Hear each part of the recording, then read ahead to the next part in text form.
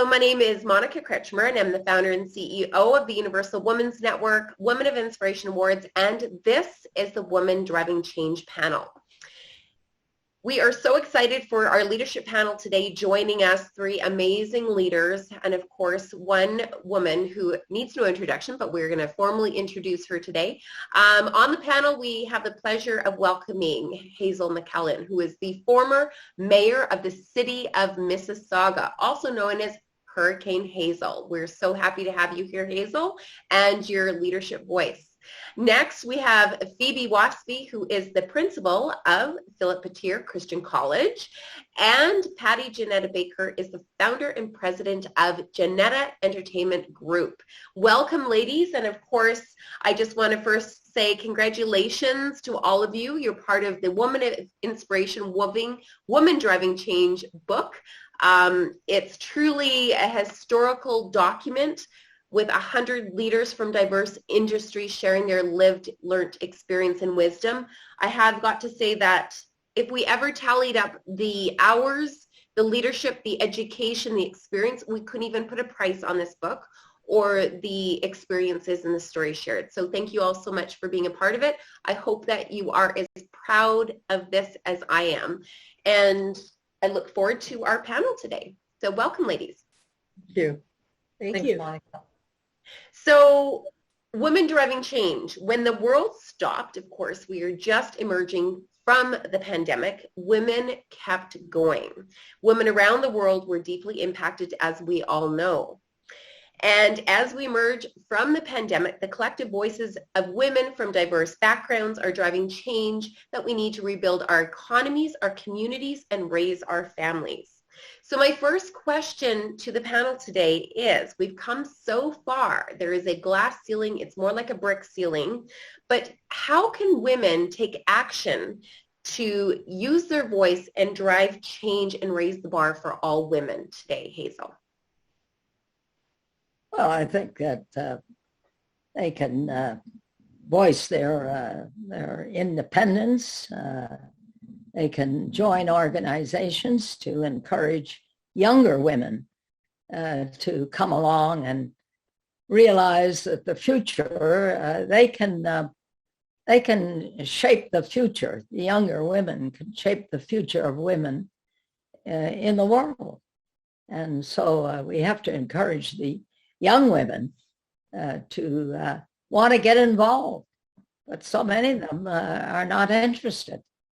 I think I try to encourage young women to join organizations, to become more knowledgeable of what is going on in the world. They got to start to learn to be able to talk politics, to talk what's going on in the different parts of the world. They got to make themselves knowledgeable of what's happening in their community, in their province, in their country, but also in the world.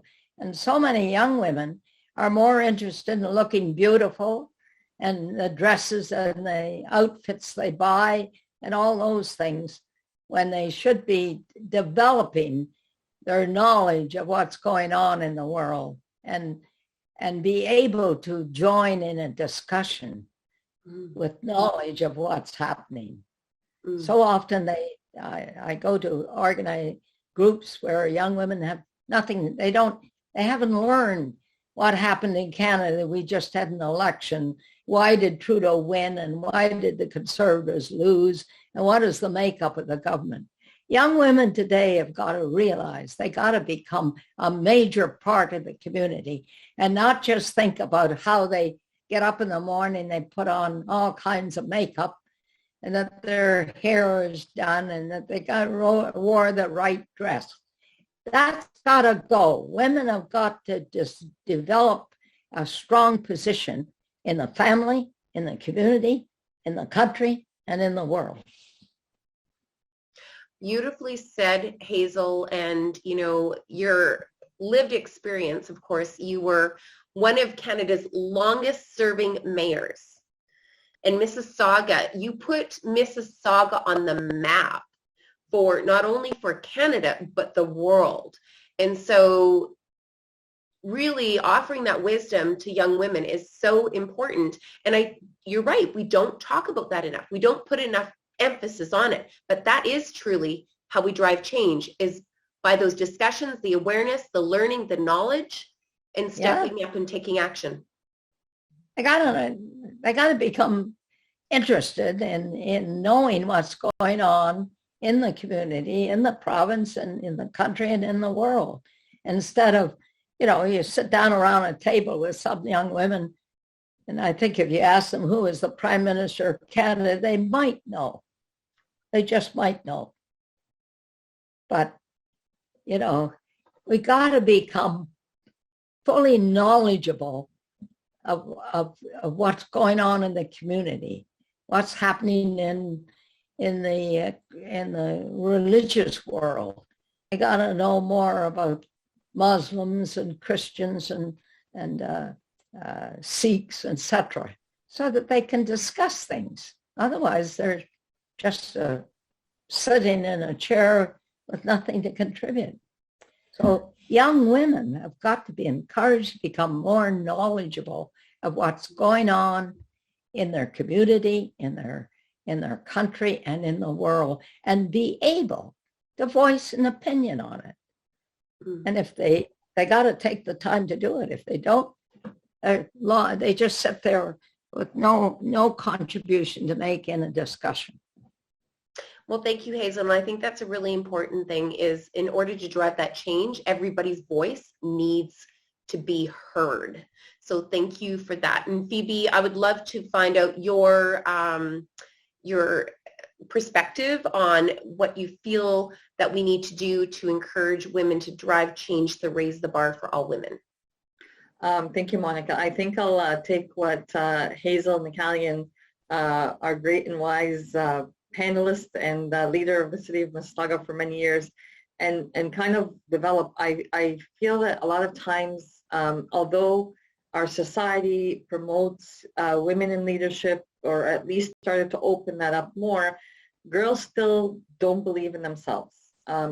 Young people in general still don't believe in themselves.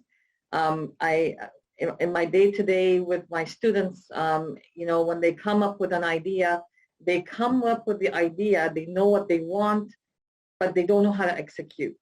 There's always the fear of, what if I make a mistake?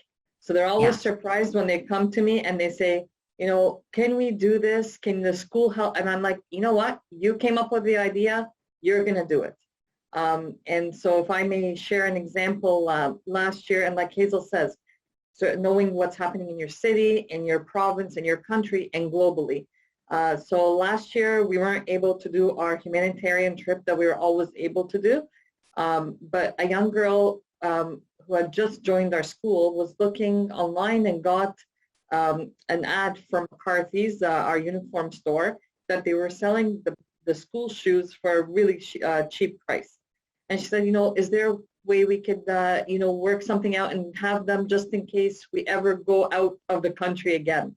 COVID really blocked us off from the world. So the idea of traveling almost disappeared. And I said to her, go ahead, but guess what? You're going to get those shoes, and we're going to find a way to send them overseas, since we can't go overseas. And she took on the leadership. She said, okay, could you call the guy? I said, no, this was your idea. You're going to call the store manager. You're going to make the deal. Helping and empowering those young women, not just to know and learn, but also to do, taking action. I think the action piece is so big. Our kids today are hands-on. And if they don't have that ability to take action, to believe in themselves, they will not go further. And the technology makes the world very close. So I think what Hazel is saying, knowing what's happening, relating what's happening. Yesterday, Orange Day, and our school raised $1,100. We linked it to other places in the world. This happened in Canada, but similar things happened in the world. Making it globalized, helping them see it from a global angle as well. I think it's very important. Beautiful. Thank you so much for sharing that perspective, Phoebe. And Patty, how about yourself? Brick ceiling, how are we going to drive change and raise the bar for all women? Well, thank you. I certainly echo my fellow esteemed panelists, Hazel McCallion and you, Phoebe. I can say that I think mentorship is so important. From the earliest days, even I taught elementary school for 11 years, and that's where I really learned, and that was in some early days when I couldn't sing because I had developed a growth in my vocal cord, so I did something different. It was a strange story, but I managed to do that. And at that point, I realized that young women, they need leadership, and they need the kind of leadership that reaches out to them, because young women are afraid for some reason. I found, and even later on in the industry, they don't know where to go. And now it's a little different because there are so many agencies that are helping. But myself, I found if I offered myself in a mentorship position, even when it came in the music industry, so many young women just didn't know where to turn to. They were being taken advantage of by management that was promising them the world and to sign on the dotted line. Their parents were really just so thrilled that they were getting into the industry that nobody really researched, took the time to find out what these contracts were all about. They weren't, getting legal advice. They weren't even calling local, music-related agencies to find out if everybody was on the straight and narrow. And this is how people were signing their lives away to management contracts that were taking, that they would actually be losing 25% of their house if they ever sold it. So these are the kind of things that now I realize are so very important. People take for granted that when they get into, they want to have a career in a certain industry. If they don't do the research, if they don't learn about it, if they don't do the whole 360 about, what do I need to succeed? I've got a great voice, or I'm a great songwriter, I can play the guitar, but what do I need to know to actually excel in this industry? And if you don't get the education, and if you don't learn about what it takes to be in that industry, you will often be taken advantage of. And you might have had such potential to have a wonderful career, but what happens to you while on the climb up can be so devastating. You walk away from what really makes you tick in life, and you give it up because you've been so burnt. You just abandon it and go into something else. I've seen that happen time after time. So I think it's very important for women to learn everything they can about what they want to do. And don't abandon your dream. Just make sure that you know enough about it that you can actually succeed. Beautiful. And I think that's a really great segue into our next question. And you all are such dynamic leaders in your own industries, in your communities, in your networks. And so I guess my next question, I'm going to start with you, Phoebe, if that's Sure. okay. What was the turning point that really ignited your leadership and this voice and this passion and desire to drive change?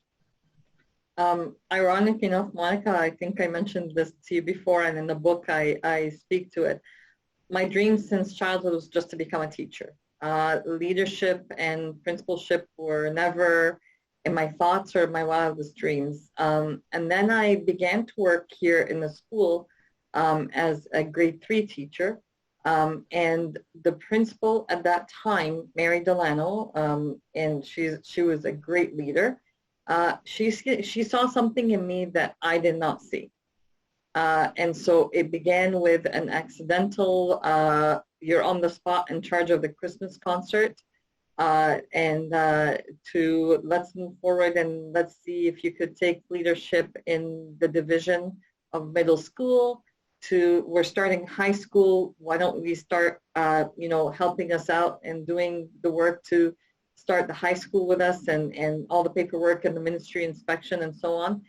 And then soon enough, I also realized that with this experience and with someone like this great lady seeing in me that leadership, that I guess kind of flourished at that point and came forward. And education was also needed. So I began to expand my knowledge through having all my additional qualification courses, my principal qualification courses.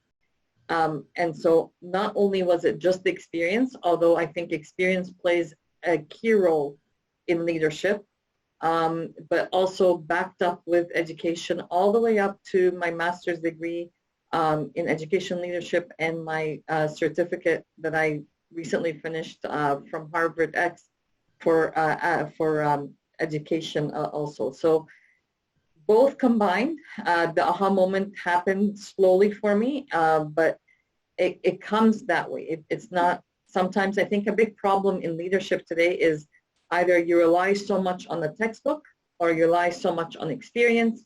You don't combine both. And I hate to say it, common sense disappears as well. And so that's something that needs to be really balanced in leadership. So it came that way. The dream was small to become a teacher. All of a sudden now I'm running this place I began in as a teacher. Beautiful. Well, thank you so much for sharing. And I love how you drew some light to lived experience and textbook, that school, that educational experience, because you do need both knowledge, right, in order to sort of drive that change. So very powerful. Thank you so much. And Patty, I'd love to ask the question of you next. What was that turning point for you that sort of helped you step into your leadership voice to drive change? Okay. Well, I had been a singer for many years, and things were, I have to say, I was blessed in many ways in having a pretty decent career. But it really wasn't enough, because even though I loved everything I was doing, you know, to be a songwriter, to be a good songwriter, you have to have the experiences. It can't, I feel, all come from your imagination. As a matter of fact, I like to write about real things, real emotions, real people, real situations. And so I never denied myself the opportunity to do other things. I was a singer who also revamped our school council that hadn't been there for 10 years, and just decided, well, the last one failed. This next one doesn't have to. Let's get some like-minded parents and get something rolling. We need a new playground. You know, we have blinds that are falling down. We need to do some things around here. We need to motivate the kids to want to do more and to think outside the school.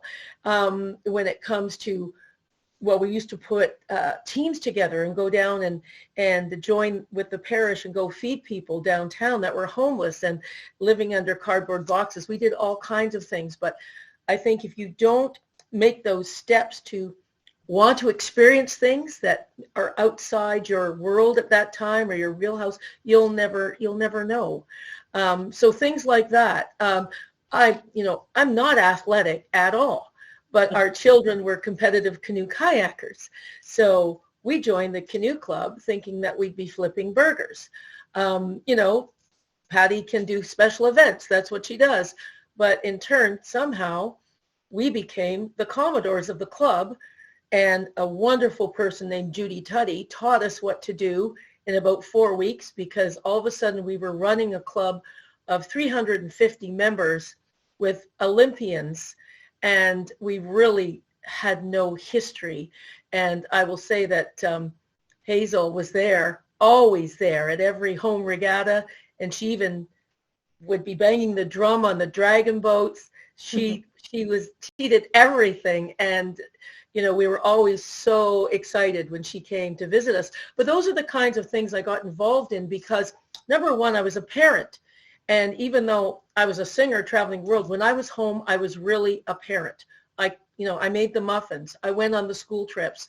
I actually supervised 4 of the Quebec trips, and with the canoe club, it brought me a wealth of experience. I didn't know a lot about athletes. I didn't know what it was like to go to regattas across Canada and see that team spirit and see that our children were a part of it. So leadership just sort of came to me because I wanted to experience things, and then I just sort of fell into these leadership roles. But then later on, I've strived to to do things like Music Makes Miracles, my company.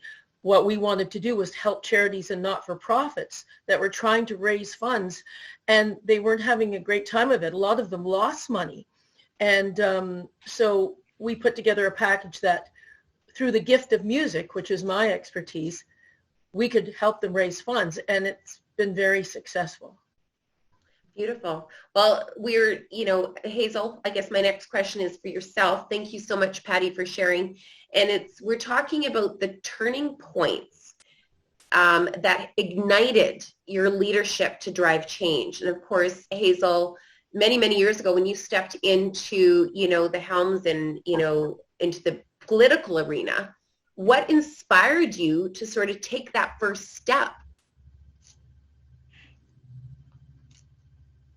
Well, I have to look back at my life. I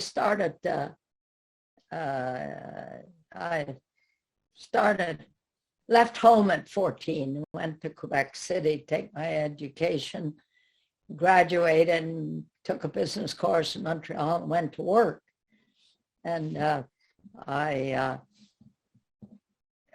when I moved to Toronto, when the company moved me from Montreal to Toronto to set up the office, to build the world's first synthetic rubber plant at Sarnia in 1942, I joined St. Michael and All Angels Church on St. Clair Avenue and joined the Anglican Young People's Association, rose to be the national president of it. So I was always involved in, other than work, I got involved. I belonged to Toronto Camera Club and et cetera. I spent a lot of time after work in different organizations. And so when I retired from when I was in Streetsville, I was married, and Sam and I moved to Streetsville in 51. We became active in the church. We became active in the Chamber of Commerce. I became president of the Streetsville and District Chamber of Commerce. And then I became chairman of the planning board of Streetsville, and then I was encouraged to run and be mayor of Streetsville. I was mayor of Streetsville for 3 years before the government brought in regional government and put us into the city of Mississauga. So I've been active all my life in different organizations. You just don't work. You have time after work to contribute to different organizations.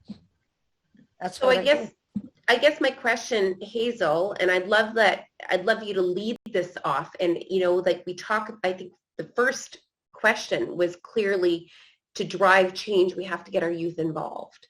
And I think, that's probably a conversation that we can have over and over and over again. But what I'd like to say,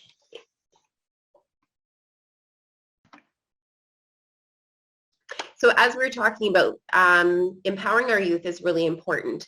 And so, Hazel, you shared that it's coming very natural to you, but what can we do to empower our youth to take on those leadership roles? If it's not something that you were born with or your environment didn't have any support networks, because there's a lot of kids without support networks or mentors or access to role models. So what would you suggest to future leaders? Well, first of all, my mother was a person who belonged to organizations. She belonged to the Women's Institute. She was the organist in the local church, and she was a very community. She was a nurse. She graduated from Montreal General Hospital in 1901, and so she set an example for me to become involved. So when I moved after I graduated from high school and went to Montreal and took a business course, I got involved in the church in Montreal. I got involved in a camera organization, etc. So she taught me to get involved, get to know people that you can enjoy their company, but there are others that can help you along the way. And I learned that from my mother. Beautiful. Well, thank you so much. And Phoebe, what words of advice would you share to empower our future leaders to help them on their journey? Believe in themselves. Leadership is not the best place all the time. I think people look at leaders and they think, wow, look, the position, the power, the ability to take decisions and make change. But it could be a lonely place sometimes, because you are taking this ownership of a decision that's impacting a lot more people with you. So believing in themselves, dreaming really big. I think a lot of us now, we just look under our feet and it's now. And surround themselves with supporters. Hazel talked about her mom setting an example. Always have a group, a network of people. I always, my husband is one of my main supporters. You know, when the going gets tough, tears will start, and then he'll look at me, you're a leader. Think of a different way to solve the problem. And sometimes that's all I want to hear. You're a leader, think of a different way, and then it just comes. So, you know, teaching them that it's not just about the position and the power and whatever they see on the outside. Like I shared earlier with you, Monica, before we started, Hazel was at the renaming of the park after my dad, who is a leader in the community. He's one of the pioneers of the Coptic Church. He's a priest of one of the largest churches in the world outside Egypt and in Canada, specifically in Mississauga. But you know what? Last week was a time when the city recognized all that he's done, the food banks, the schools, the daycare centers. And you know what? It was good to see and to have Dad there to be honored and to see this coming into play. Things were never that easy. Hazel was there supporting some church initiatives and projects and the buildings and the city and all that, you know, everything that comes. So I think a big part of it, surround themselves with the good, strong network, people who believe in them, dream big, persevere, never give up, and keep going, because we can drive change. Beautiful. Well, thank you so much, Phoebe. And Patty, what advice would you give to empower our future leaders to help them on their journey? Sure. When you think things aren't working out, just find the courage to keep going. You've got to find your courage somehow and know what makes you tick as a person. And I think also you have to be resilient, because doors are going to slam in your face. So I always say for every 5 or 10 doors that close, one is going to open. And that's the one that's going to empower you. That's going to be what you're looking for. And challenge yourself never to give up, and always to keep following that dream. Because it's really easy it's easier sometimes just to give up. But I think if you want to empower others, you have to be able to empower yourself. And you have to find that inner fiber, that fortitude that keeps you going. You have to be able to pivot, be resilient, especially now during COVID. I mean, some people have, like, some people's careers have just, taken off during COVID. They just happen to be in lines of work that they've been able to be so helpful. Others, like the entertainment industry, you can work your way into having a career. It's taken you 40 years to get somewhere. In 2 months, everything was over. Well, you can either wallow, in self-pity, or you can say, what can I do in this new world? And how can I empower others not to give up? And how can I bring people together and start doing things virtually, or planning what we can do, work with what we have to still get the message out there that we're still here. There still is an industry. People are still creating. There's still music. Maybe you can't go into a club or a park to see it, but it's still there. Let's get it to people and give people, the courage to move forward on their own, to keep creating. because this is our world now, but it's not always going to be. Beautiful. And I think probably one of the most critical parts is leading by example, to being, for all leaders, to sharing their wisdom like we're doing right here, sharing the wisdom, encouraging others to step up and use their voice.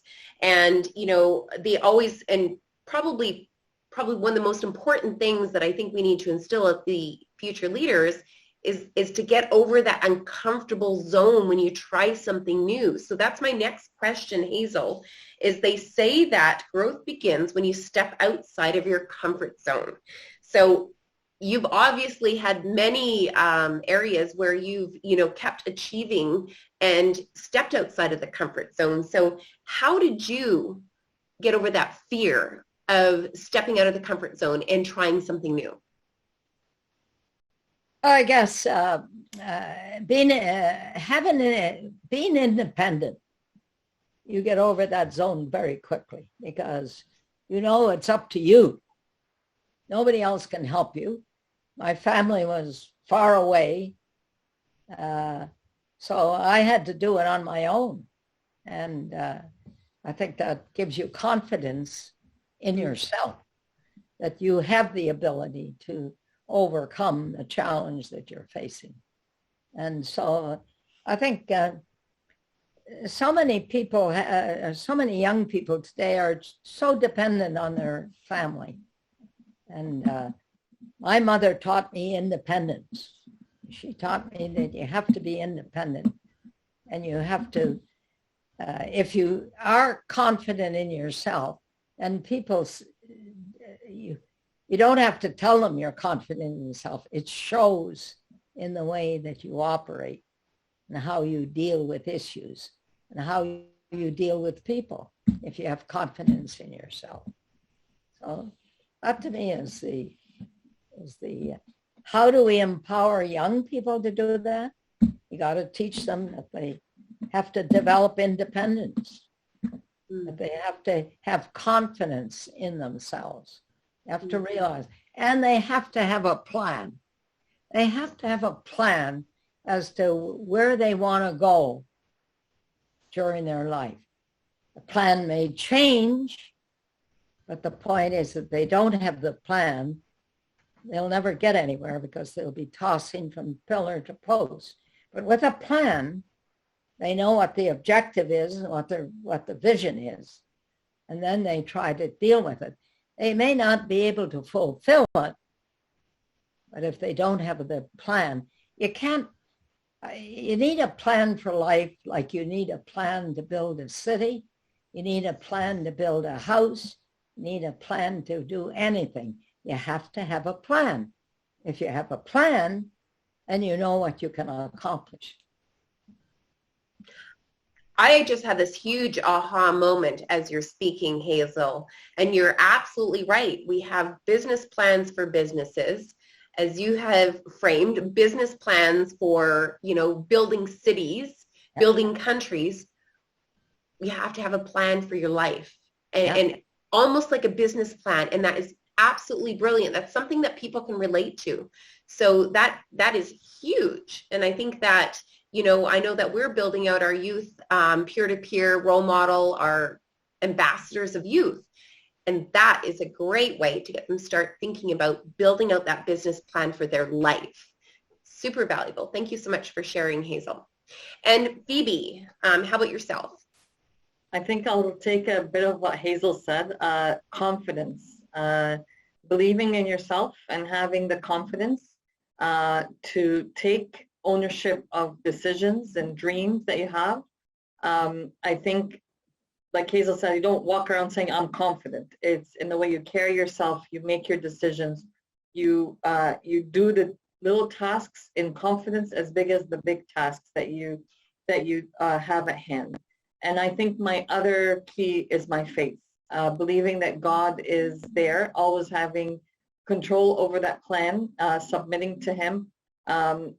You know, who would have believed when we were halfway around the world and the WHO, you know, announced there was a pandemic, And there I was with 52 students in Egypt with no flights out for another 4 or 5 days. Well, you have to have, there is a plan. We're going to continue. He brought us here. He's going to have to take care of us. So having the confidence and the faith are my two keys for my leadership and you know, the day-to-day, like I said, small tasks and big tasks. Beautiful. Thank you so much for sharing, Phoebe. And Patty, how about yourself? Okay, well, I have to say, both Hazel and Phoebe, what they've said, I totally agree with, and what they've said has helped me in my life. But I think the courage to make important decisions, and if you think it's right, then if your gut feeling is that something's right, then go with it. I know that the times I've waffled and just not been able to make a decision, it's come back to haunt me. So I think that it started when I was 17 years old. I had the decision to either go away and do Jesus Christ Superstar in the U.S. for a couple of years, or continue school, stay at home.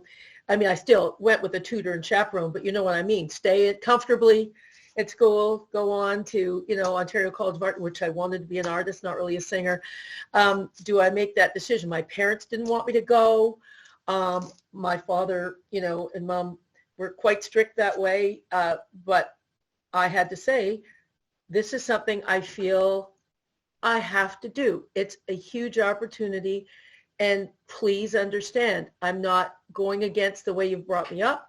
It's not that I want to leave the family for a year and a half and go live by myself with people I don't know in the U.S., but it's something I feel I have to do. And I did kind of say, too, I might run away if you don't let me go, but I didn't mean it. Just joke. I never would have done that. But I think at that point in my life, I made the hugest decision. It was a huge decision for someone 17 years old to get on that plane. And I think it's been easier ever since, because I know now that when I really feel something's right and it's steering me that way, then I always now go with that feeling inside saying, this is right for you, Patty. And of course, never compromising. I have said no to a lot of things that could have gotten me further, but they would have compromised my life, my family, my children, my husband, and I would never do that. I've never done that. I could have moved away many times. I've always stayed here in Mississauga in Canada and tried to, you know, build my career from here. And it's always worked out to me. Maybe I'm not where I would have been somewhere else in the world if I had to move to LA, but I'm exactly where I feel I should be at this time, and I don't regret anything. And so I'm not saying I don't regret anything. I'm saying I don't regret most of the choices I've made. Beautiful. And so I love how what everybody shared is that confidence. You can't actually read about confidence. It doesn't poof happen. You have to actually live the experience. You have to go through. Failure brings success. Failure brings confidence. It brings those lessons, and you have to embrace it. So those messages that you're all sharing about lived experience, being independent, going for it, embrace that uncomfortable zone is growth.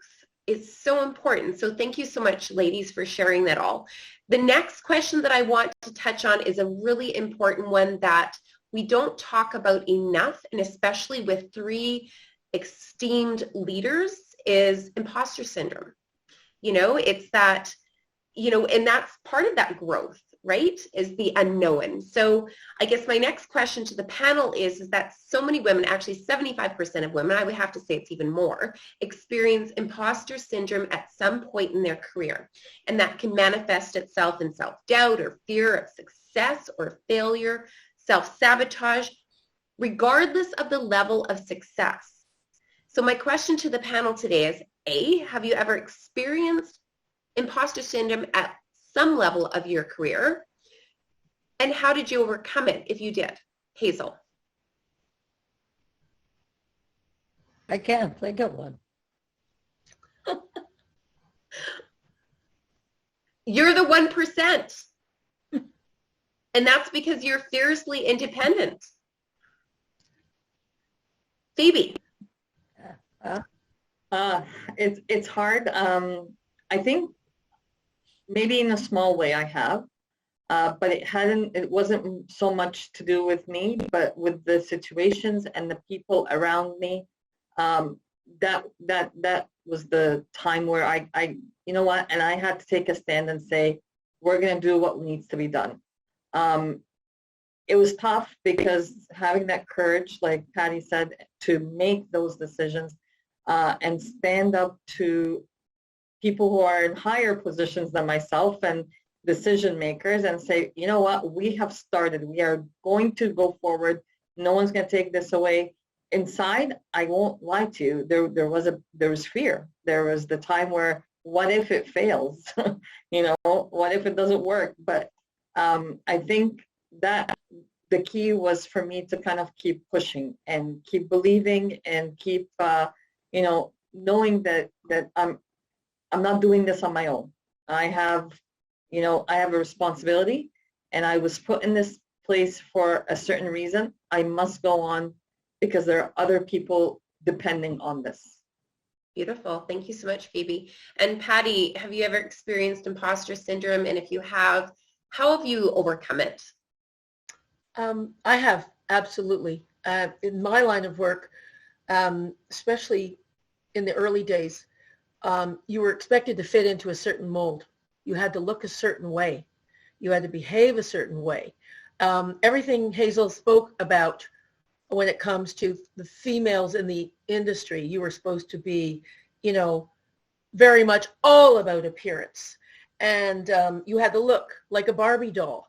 And if you wanted to do that next video, they would say to me, if you want to do that next video, Patty, you have to lose another 15 pounds in 3 weeks. If you want to be on that TV show or do that commercial, this is what you have to do. Oh, the record company says they don't like your hair that way. Oh, you know, I went through all of that. And at a certain point, I just had to say, I'm not doing this anymore. This is me. Yeah, you wanted me to lose all that weight. Somehow I nearly killed myself. And you know, my head looks bigger than the rest of my body, but you like me this way, but I don't, you know. So at a certain point, I just said, enough is enough. This is who I am. This is how I sing. This is what I do. If it's not good enough, don't hire me. And even to my management company, at one point I came back. I'd been away for literally 3 months on tour, Europe, Thailand, and then I came home and I looked at my husband and David, who is my strength, and the 2 kids. Nobody looked very happy, and he just said, it's really hard. You know, I've been touring since they were 3 years old, 3 and 5 years old. They were now teenagers in grade 9 and 10. And he just said, it's really hard now. They need their mother. They need you more. And I just said, okay, hon. And I called my record company and made the decision I would no longer tour. And within 3 weeks, my record company dropped me. But it was a decision I made, and it didn't matter to me. I'd done everything I needed to do. I love to do. I still want to continue in the music business, but I would just have to not do what they expected of me, and that was be able to promote internationally all my records. I was just going to stay home. And life has been just as good since I made that decision. It's just been different. So really important is that imposter syndrome, it really does bubble up when you're in a growth state. And I think that's the biggest message. Hazel's a real role model. I can see why she has bobblehead dolls, because she is the 1%. You know, she's seriously independent. And my goodness, how amazing it is that we're surrounding ourselves with leaders that have lived experience, shared experiences, so that we all know that we're not alone and that we can pass that forward to the future leaders. So as we sort of wrap up our panel, I have a couple more questions, and I'm going to start with you, Phoebe, if that's okay. Sure. And I want to talk about the role of our allies, because moving forward to break those brick ceilings, we don't do it alone. And I think it's really important for our future leaders, for our peers, to really work together on that. And so why is it so important, Phoebe, for men to be a part of the conversation? Monica, I think this question you and I spoke about before, and my culture and Middle Eastern culture, it's very male dominant, and so this is kind of something that's starting to come up to the surface right now, and back home and even here. For me, actually, my two biggest supporters were my dad, and my dad's shoes are very big to fill. But, you know, he trusted me many times. In fact, the joke in our community is I am a replica of my dad, but on a smaller scale.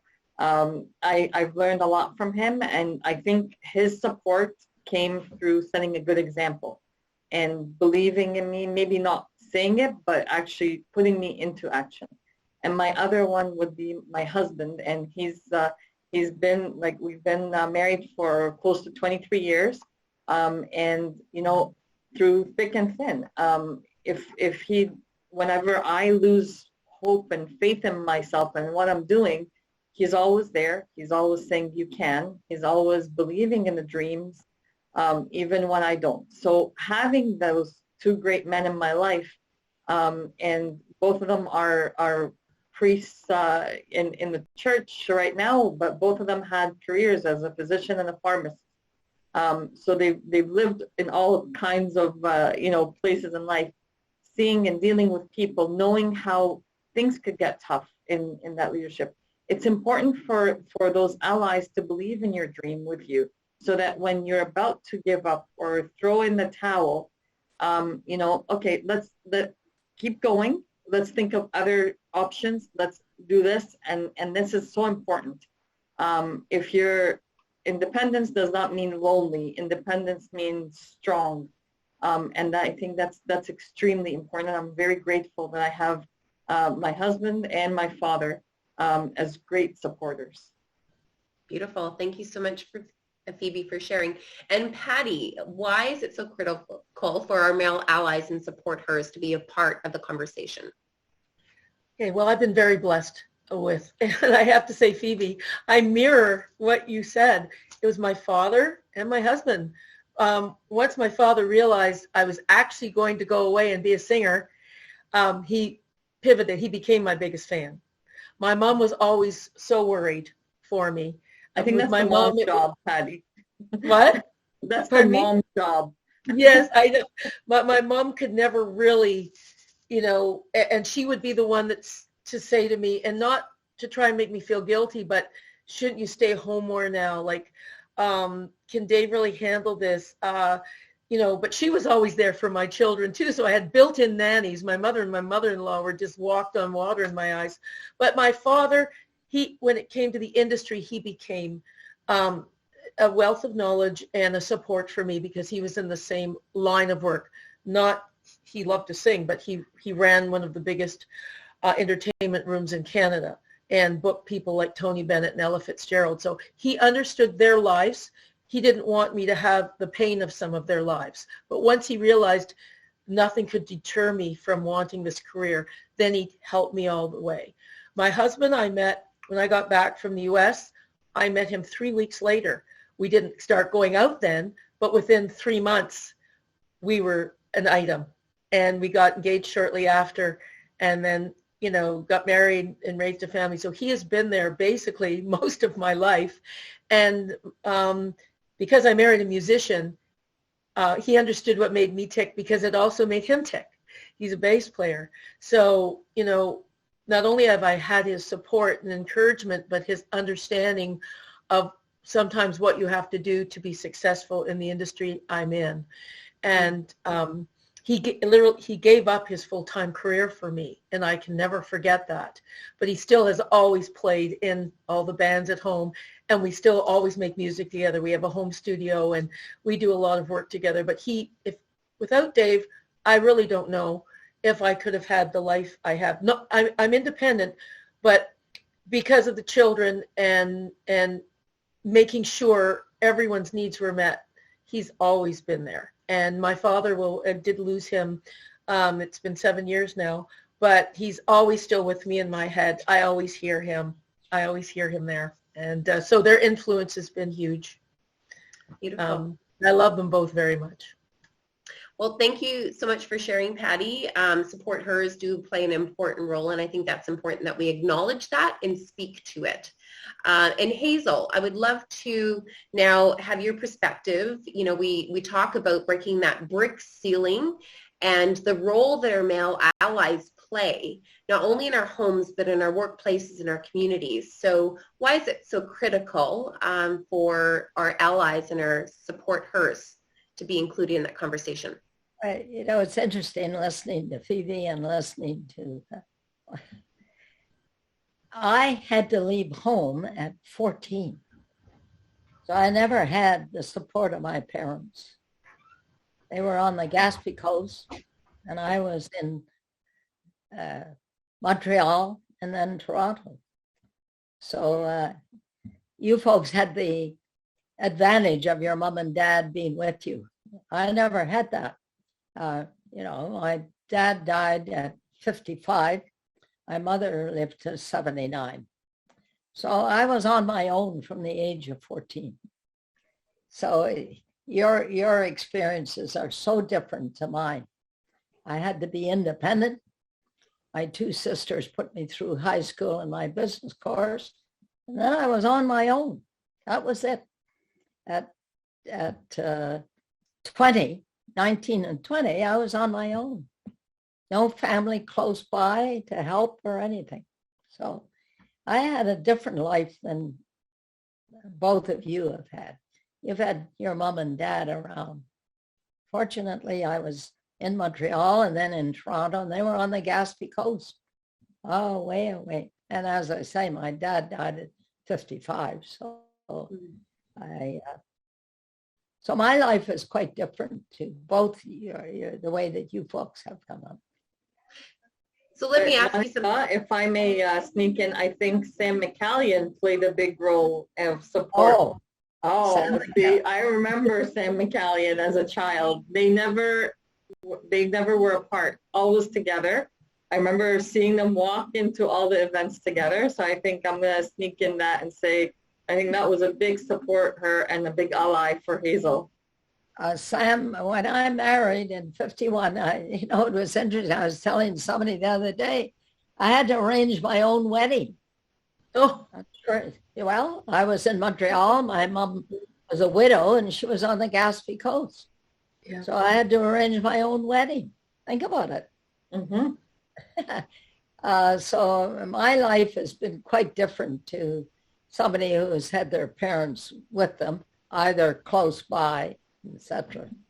And but I married Sam, and of course, he was an angel, in my opinion. He truly was a wonderful man, and loved his church. He became a lay reader for some 40 years at the Anglican Church, etc. So my faith has had a lot to do with my life. My mom taught me to go to church, and even after I left home and went to Montreal, I followed her advice. I went to church.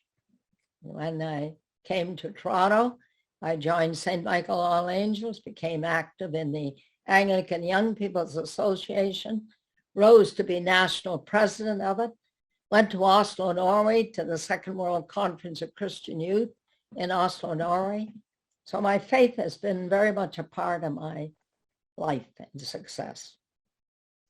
And if I may ask just a little bit further, Hazel, on your career and your political career, I mean, you were, again, the 1% of females within a very male-dominated industry. So did you have those male allies and champions around you helping support you on that journey? I think one thing that young and that females have to learn, etc., that you gotta to be accepted in the male forum, you have to show independence and confidence in yourself to indicate to them, don't play around. I know exactly what I'm going to do, and you better be prepared for it. It's confidence in yourself. It allows you. Men have been my major supporters. Was a male committee that elected me, got me elected mayor of Mississauga. I had no women on it. It was all 3 men. Men have been my biggest supporters through the years. The women, when I ran for mayor of Streetsville, the women worked against me. The men supported me. Isn't that interesting? When I ran mayor of Mississauga, the women supported me. I don't know why, but they did. So it shows a difference, you know. Women have got to support women. They got to support women instead of, you know, oh, well, a woman can't do that. It's men that said, you can do it. I was made president of the Anglican Young People's Association by 2 men that were former presidents. They said, you gotta go for it. See, it's showing your independence and your confidence in yourself that you can take on any job a man can do.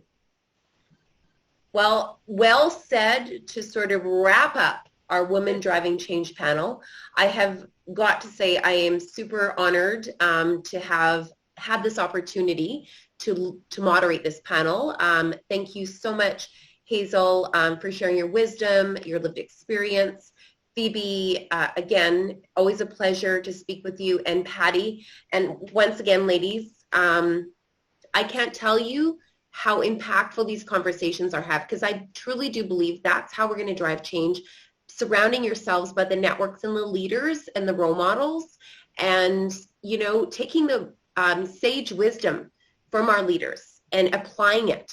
You know, I think you had said, Hazel, a woman will succeed if she wants to succeed. And I think that's so important. And by the way, these 2 women, Phoebe and can't think of your Patty. name. Patty. Phoebe and Patty are a demonstration that can help a lot of young people because they have truly been a success. Thank you. Both of you. Thank you. Thank you so much, Phil. It means a lot from someone as great as you to hear that. It's an encouragement to keep going and leading. Yeah, Thank you. keep going. You're And wonderful. I feel the same way. I'm so honored, Hazel, every day.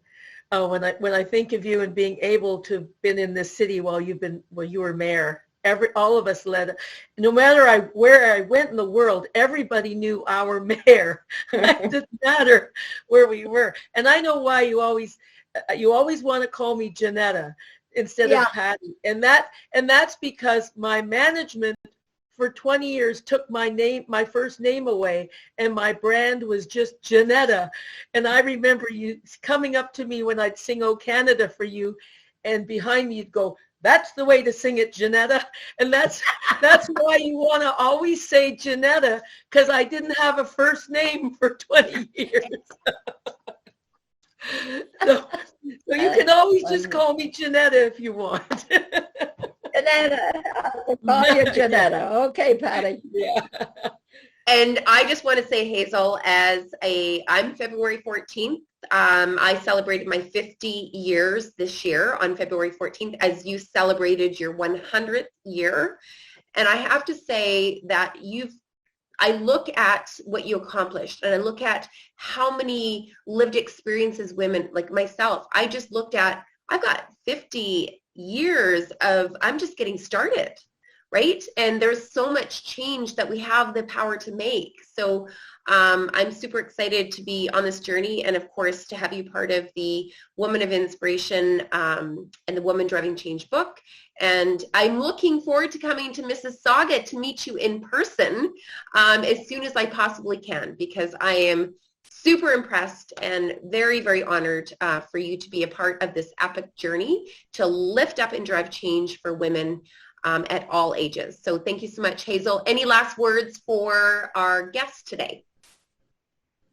Thank you, Monica, for taking this on. And I said to you before, you set an example through this very difficult time in the world to take such a great initiative, to be flexible. So you've led by example, so thank you. And it's an honor to be in a panel with such a great person like Hurricane Hazel. An honor to always to know her personally, but also to be in this initiative with her. It means a lot to me personally, and someone as great as Patty, thank you so much. It was a pleasure. Thank you. And if I could just jump in and say the same. First of all, Monica, from the moment I've met you, it was like a kindred spirit, and I just admire your tenacity and what you've risen from, you know, because everyone has their past stories, and what you've created for women across Canada and even the world once people find out is just so fantastic. And I thank you from the bottom of my heart for honoring me to be a part of this. Hazel, I just love you. Our whole family loves you, and always an honor to be a part of anything that you're involved in. And I look forward to many more, because you just will never stop. I know that. And so great. And Phoebe, just to hear your story and to learn more about you, it's been such an honor to be part of this panel. And just my last words from me personally is, women are so important. We are so important to each other. As Hazel said, when in Streetsville, those women, they didn't support her. We all have to support each other. We have to walk into a room and not sense competition like some women do, just a camaraderie. We're all on the same team. We all have to boost each other up. We all have to make a difference together for our children and our grandchildren. So their world, they won't experience some of the things we have. So that's all I'd like to say, that I'm so honored to be on today with this team of wonderful women, and I've learned so much from all of you. Thank you. Thank you so much, Patty. And Hazel, any last words to wrap up our Women Driving Change panel? My best advice to everybody is do your homework before you make any decision in life. Beautiful. Well, thank you again, ladies. It was truly an honor, and I look forward to the epic journey ahead to drive change, because when women succeed, families succeed, and if a woman wants to succeed, she will succeed. Thanks you so much. Thank you so much. Thank you. Thank you. Thanks, Bye-bye. everyone.